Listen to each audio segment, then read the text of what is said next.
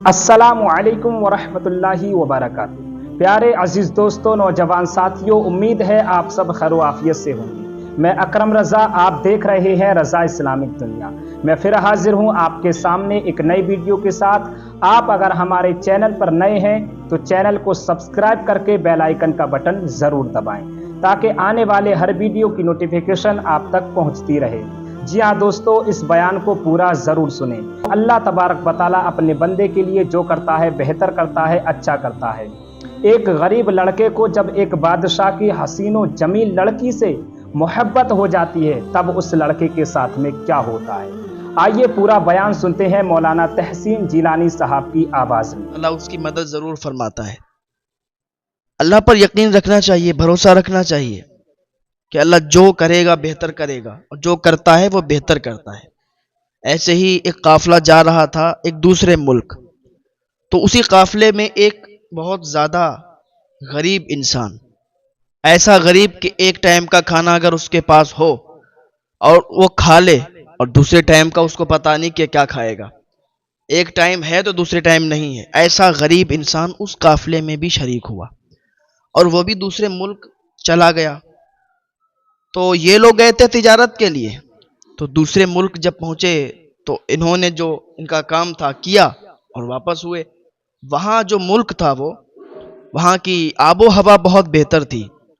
वहाँ पर बहुत ज़्यादा अच्छा इंतज़ाम था और बहुत ही अच्छा इलाका था, खुशबुओं वाला इलाका था, फूल पौधों वाला इलाका था। तो वहीं पर ये लोग ठहरे थे जाके। अब इन लोगों का काम हुआ तो ये लोग वापस हुए। अब ये तो ठहरा गरीब इंसान, इसके पास तो इतनी इस्तिताअत नहीं थी ना कि अपना कारोबार कोई करता या कुछ भी। लेकिन इसको वहाँ की आबो हवा पसंद आ गई, तो इसने सोचा यार मैं गरीब हूँ, मेरे पास एक शाम का खाना है तो सुबह का नहीं, सुबह का है तो दोपहर का नहीं। जैसे मैं वहाँ रहूँगा वैसे ही यहाँ रहूँगा, तो क्या फ़ायदा है वहाँ जाके। इतना बेहतर ये इलाका है, इतना बेहतर एरिया है, पेड़ पौधे हैं, बागात हैं, और यहीं पर अगर हम अपनी झोपड़ी डाल लें और यहीं पर रहें तब भी बेहतर है।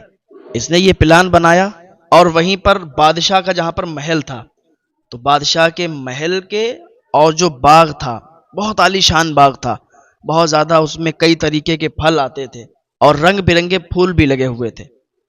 तो उस बाग के और बादशाह के महल के बीच में इसने झोपड़ी डाल ली, झोपड़ी लगा ली और वहीं पर रहने लगा। तो एक दिन ये सोचने लगा कि चलो बाग में टहल के आते हैं, बाग में टहलेंगे, फल फूल देखेंगे, अच्छा लगेगा। तो जैसे ही अपनी झोपड़ी के बाहर निकला तो सोचा यार मैं गरीब इंसान, मैं उस बाग में जाके क्या करूँगा, वहाँ कोई मुझे भगा दे तो फिर भी अच्छा नहीं लगेगा। प्लान बनाया था फिर कैंसिल कर दिया। फिर ये अपनी झोपड़ी के अंदर चला गया। लेकिन नेक था, परहेजगार था, इबादत गुजार था। ऐसा नहीं कि भीख मांगता रहे, लोगों के सामने हाथ फैलाता रहे। गरीब था लेकिन इज्जतदार था, गरीब था लेकिन मेहनत करता था, मजदूरी करता था। ऐसा नहीं है कि लोगों के सामने भीख मांगता। एक टाइम का खाना तो खाता था, दूसरे टाइम अगर ना भी होता तो ये नहीं कि दूसरे के सामने भीख मांगे, हाथ फैलाए।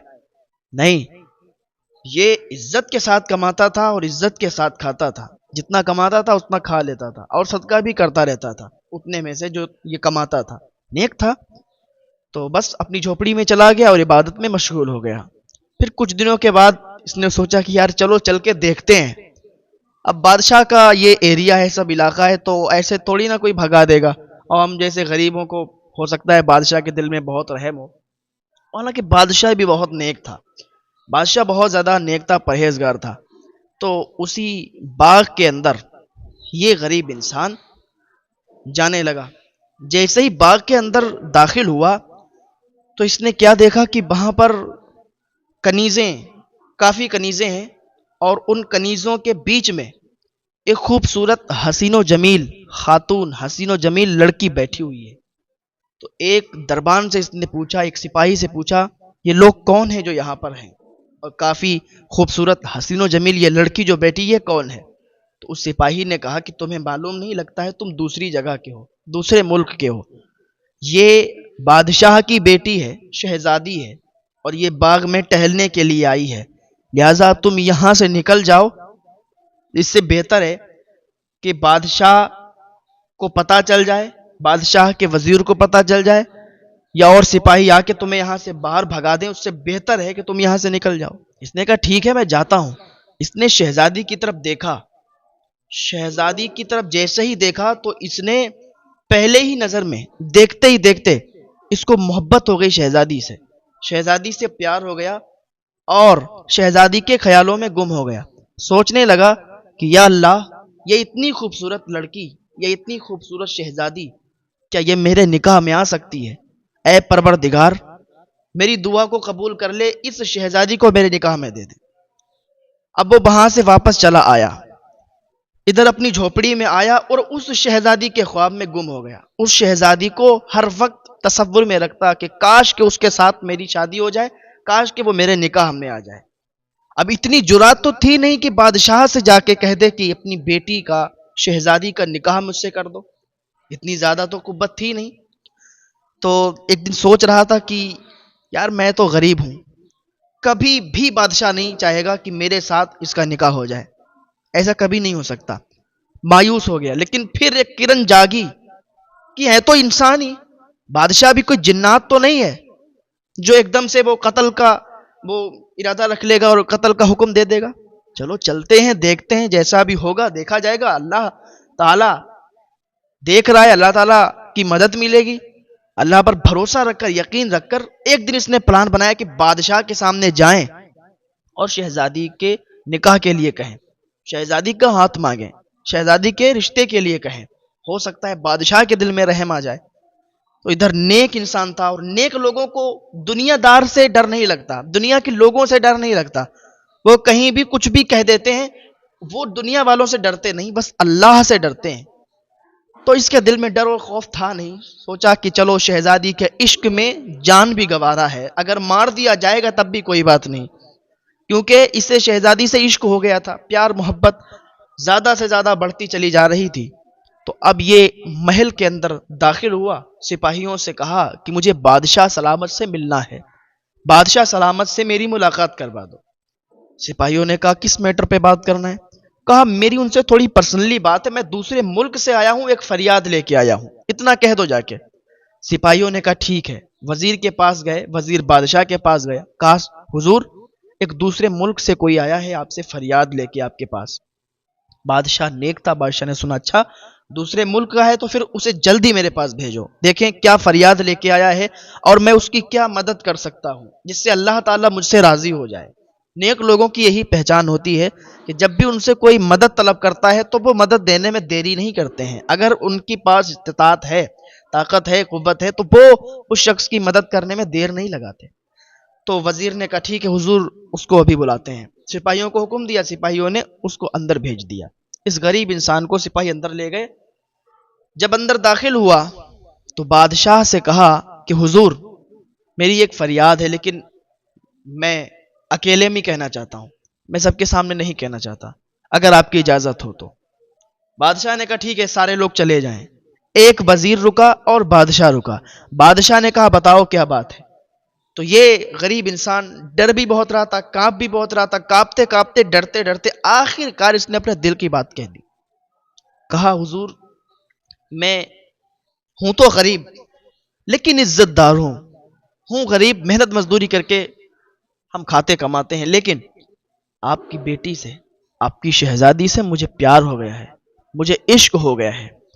میں آپ کی بیٹی سے نکاح کرنا چاہتا ہوں, میں آپ کی بیٹی سے شادی کرنا چاہتا ہوں. بادشاہ نے یہ سنا تو اسے غصہ نہیں آیا, عام لوگوں کی طرح اور لوگوں کی طرح اسے غصہ نہیں آیا, کیونکہ وہ بہت نیک بادشاہ تھا, بہت زیادہ نیک پرہیزگار بادشاہ تھا. اس نے کہا اچھا آپ نکاح کرنا چاہتے ہیں. بادشاہ نے تو کچھ نہیں کہا, لیکن جو وزیر کھڑا تھا, وزیر نے جب سے سنا اس کو کہ ایسی حماقت اس نے کی, شہزادی کا ہاتھ مانگ رہا ہے, شہزادی کے رشتے کے بارے میں بات کر رہا ہے, ایسا پھٹیچر 2 ٹکے کا انسان, غریب انسان, اس نے کالر پکڑ لیا غریب انسان کا. وزیر نے غریب انسان کا کالر پکڑا, کہا تجھے شرم نہیں آتی, تو بادشاہ کے سامنے ایسی باتیں کرتا ہے, ان کی بیٹی کا رشتہ مانگنے کے لیے تو آ گیا. بڑے بڑے بادشاہ ہمت نہیں کرتے, بڑے بڑے شہزادے ہمت نہیں کرتے یہاں رشتہ لانے کی, تو ان کی بیٹی کا رشتہ اپنے ساتھ نکاح کرنے کی بات کر رہا ہے. بادشاہ نے کہا ٹھہر جا یار، اتنا غصہ کیوں کر رہا ہے؟ بات تو اس نے صحیح کی، کوئی جرم تو نہیں کیا، کوئی غلط بات تو نہیں کی، اس کو چھوڑ دے۔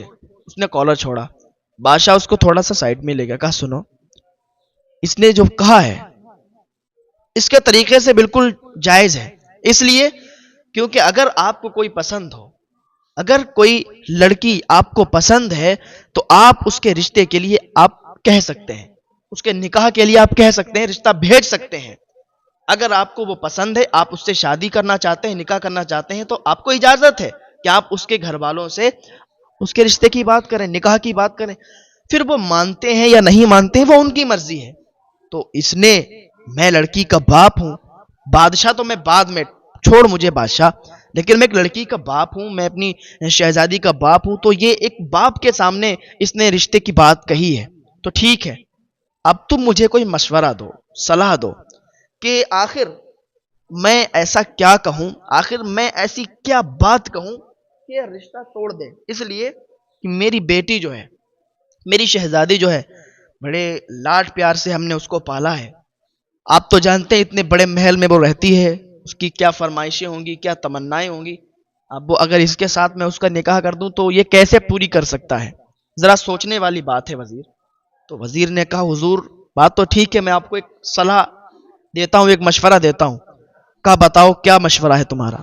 کہ جو اس کا دل بھی نہ ٹوٹے، میں چاہتا ہوں کہ اس کا دل نہ ٹوٹے، اور یہ عزت کے ساتھ یہاں سے چلا بھی جائے، اور شہزادی کے جو نکاح کا اس نے ٹھان رکھا ہے، جو محبت اس نے دل میں بسا رکھی، یہ بھی دور ہو جائے۔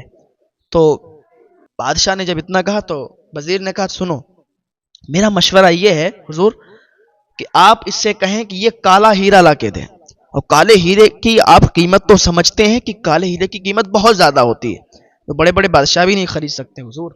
آپ اس سے کہیں گے اس کی محبت بھاڑ میں جائے گی، اس کی محبت بھری رہ جائے گی، حضور آپ کالے ہیرے کی بات کر کے دیکھیے، یہ سارا محبت کا بھوت اس کا اتر جائے گا، کیونکہ یہ بڑے بڑے بادشاہ نہیں خرید سکتے تو یہ پھٹیچر کہاں سے لائے گا؟